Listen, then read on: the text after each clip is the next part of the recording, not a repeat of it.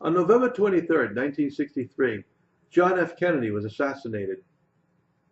Shortly after he signed Executive Order 11110, issuing Treasury notes, not Federal Reserve notes, notes directly from the Treasury based on the silver reserves of our country, bypassing the privately owned Federal Reserve Bank. That's right, the Federal Reserve is a privately owned bank.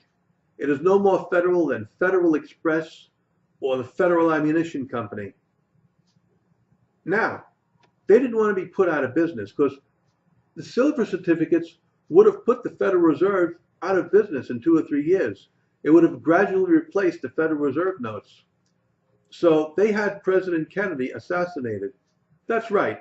The owners of the Federal Reserve had our president assassinated because he was going to put them out of business.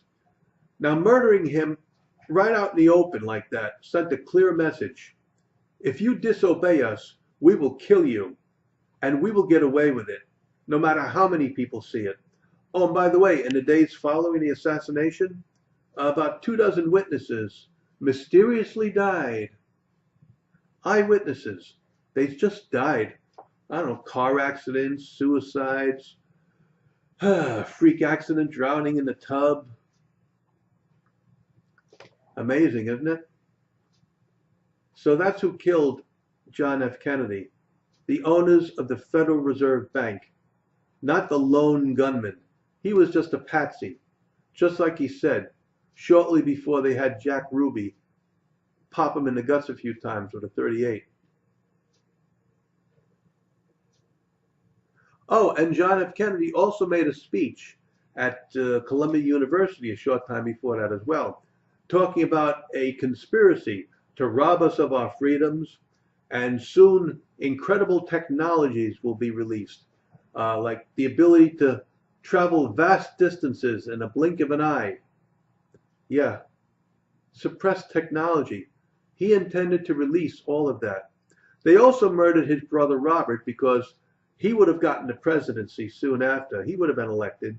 No matter how much they tried to rig the vote, he would have been elected president, and he would have continued his brother's work.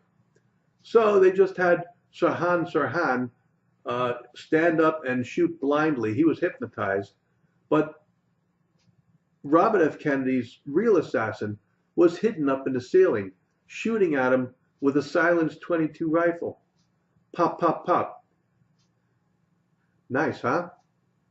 The owners of the Federal Reserve Bank murdered John F. Kennedy. Actually, they had him murdered. They don't do that sort of thing themselves. Oh, and I'm not going to tell you exactly who the chief stockholders of the Federal Reserve are, but their original family name was Bauer, and that name was changed to the German word for Red Shield, you know, because of the red shield over Bauer's counting house. So there you go, folks. That's the truth, straight out. Oh, and by the way, I know that this video is going to be demonetized because it's not advertiser friendly, because I'm speaking the truth.